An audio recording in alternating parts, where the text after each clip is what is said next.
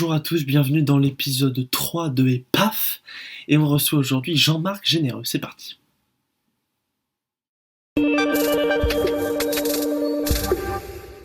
Bonjour Jean-Marc Généreux, merci d'avoir accepté cette invitation, c'est un honneur de vous recevoir dans EPAF. C'est un honneur pour moi aussi, mon ami. Et alors ce soir, c'est le grand soir, c'est spectaculaire. Alors comment vous sentez-vous à quelques heures du lancement de ce show? C'est sûr que je suis fébrile, je suis excité, j'ai envie que ça se passe bien parce que on a pris comme mission de remettre dans la lumière ces artistes du spectacle vivant qui qui pour le coup étaient un peu trop dans l'ombre. Dans l'ombre. Certains d'entre eux n'avaient pas fait de prestations depuis des mois. Et c'est important dans leur métier. Il y en a que c'est des métiers et c'est des performances très dangereuses. Et donc, s'ils sont mis au rencard comme ça, c'est très compliqué. Et donc il y aura 12 prestations ce soir que les téléspectateurs pourront voir. Et il y aura également, je crois, des invités pour vous épauler. Alors il y aura M. Pokora, Amir, Louane et Marie-Claude Pietragala que vous retrouvez après avoir Absolument. été juré avec elle dans Danse avec les stars. Alors comment La ça s'est passé délicieuse, ces la retrouvailles? délicieuse et talentueuse Marie-Claude Pietragala, oui. Alors justement, c'était le gros transfert de l'été.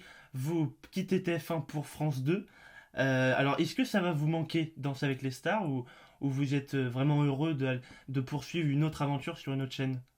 J'ai, c'est, c'est des émotions un peu croisées parce que d'une certaine façon, j'avais bâti une grande amitié avec tous les participants de Danse avec les stars, ainsi que tout le casting de ces 10 saisons euh, qui m'ont apporté tellement de joie. Mes compagnons de travail, ça va me faire de la peine. Ça faisait tout drôle d'être au studio 217 Oui, pour enregistrer c'est le même cet plateau. épisode Exact. sans mes amis autour de moi. Mm. Après, c'est une opportunité en or d'avancer, d'évoluer, comme n'importe qui. Mm. Toi, tu faisais de la radio à 15 ans, maintenant tu fais un autre truc, C'est ça. tu pousses, tu essayes de trouver d'autres façons euh, d'augmenter tes capacités. Moi, dans la capacité d'animateur, on m'avait jamais donné cette opportunité-là dans un prime time C'est ça. de cette envergure. Donc, il y avait un vrai challenge et ça vient me parler beaucoup. Mm. Et si ça marche, on imagine qu'il y en aura d'autres. Est-ce qu'il y a un objectif d'audience dans le contrat? J'imagine qu'il y a une clause. Quel objectif vous misez? Ça tient pas. Ça, c'est des chiffres et des choses que je connais pas. D'accord. Et on en a fait qu'un. Ah Euh, d'accord. oui, c'est qu'une émission.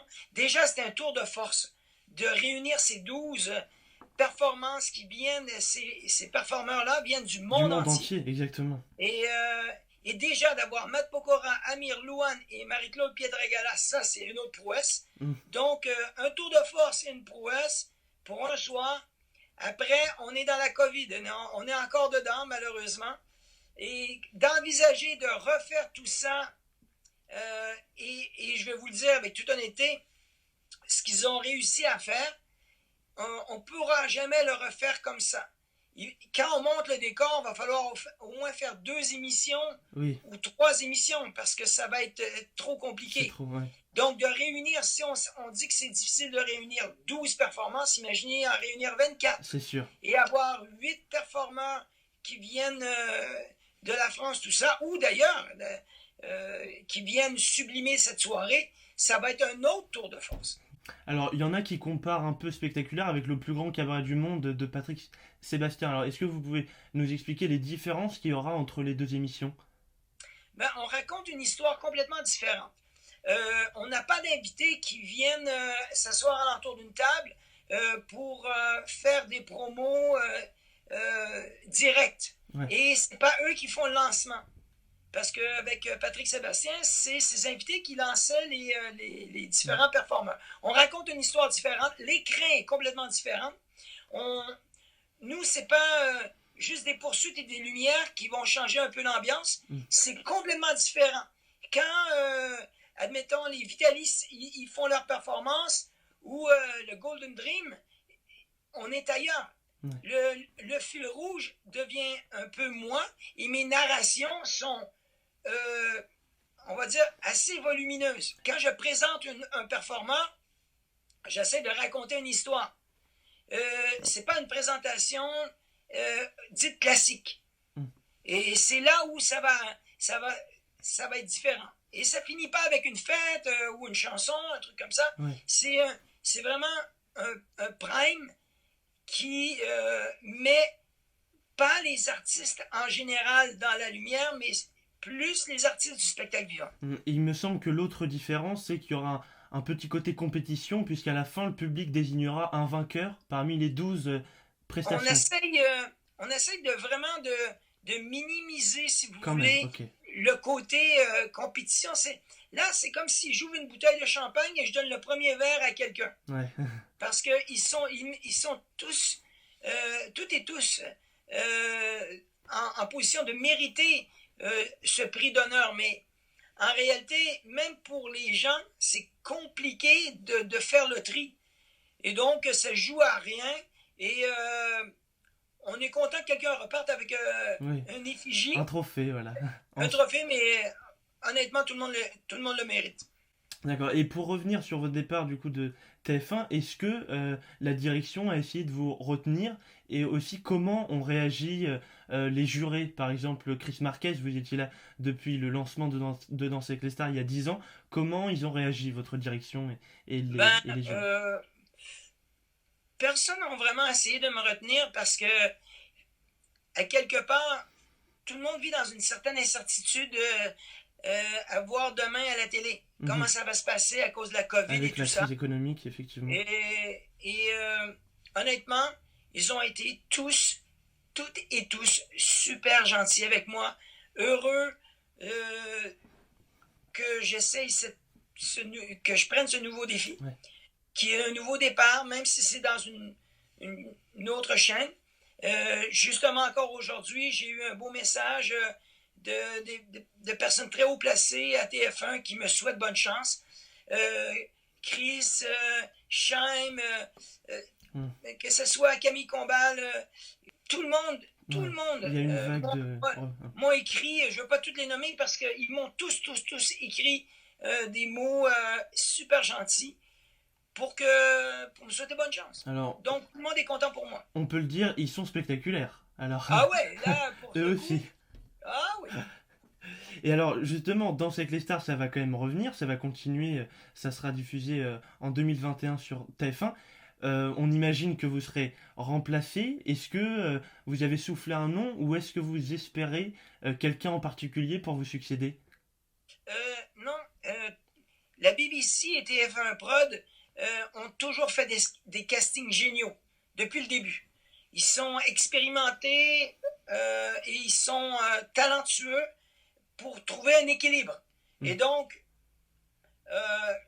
j'ai aucune idée et j'ai pas de nom dans ma tête et je pense que eux ont probablement déjà réfléchi à la question et ça va être à eux à répondre, mais moi, d'expérience, je sais qu'ils trouvent toujours les bonnes personnes pour les mettre aux bonnes places. D'accord. Alors, petite question indiscrète, est-ce qu'on gagne mieux en étant juré sur TF1 ou animateur sur France 2, sans donner les montants? Non, ça, moi, les montants, je parle jamais de ça parce que, pour moi, je fais un truc parce que je m'amuse et pas pour l'argent. Ça me challenge. J'y trouve toujours mon compte d'une façon ou d'une autre. Je peux vous dire que j'ai toujours été grandement respecté dans ce que je fais. Et encore une fois, avec France Télévisions, on a trouvé un accord qui était satisfaisant de mon côté et de leur. Donc c'est toujours bien passé avec TF1 et ça se passe très bien avec France Télévisions. Donc là, ce soir, il y aura spectaculaire. Mais quid de la suite? Est-ce que vous avez d'autres projets avec France Télévisions? J'imagine que vous n'avez pas quitté TF1 que pour spectaculaire. Il y a peut-être d'autres projets en cours. Pour le moment, c'est que pour spectaculaire. D'accord. Sauf que on discute et là, encore une fois, la télé est dans une incertitude incroyable, dans un déséquilibre monumental. sur plein de choses pour plein de raisons.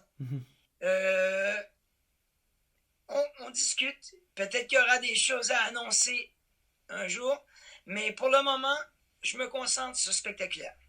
Et alors, est-ce qu'il y a des projets tout autres de fiction? Parce que vous aviez joué, par exemple, dans un épisode dans Joséphine Ange Gardien. Donc, alors, même si la télé est en crise, est-ce que vous aimeriez refaire de la fiction? Bien sûr. Demain matin, s'il y a quelqu'un qui écoute, s'il y a un producteur, un réalisateur S'ils nous qui écoutent. est, qui est à l'écoute, je suis mais tellement motivé. Après, on dit, le vieil adage dit plusieurs appelés, très peu d'élus. Ouais. Je donne ma candidature. S'il y a quelqu'un qui l'intéresse, un gars comme moi avec un accent un peu bizarre, si ça peut servir, je suis là.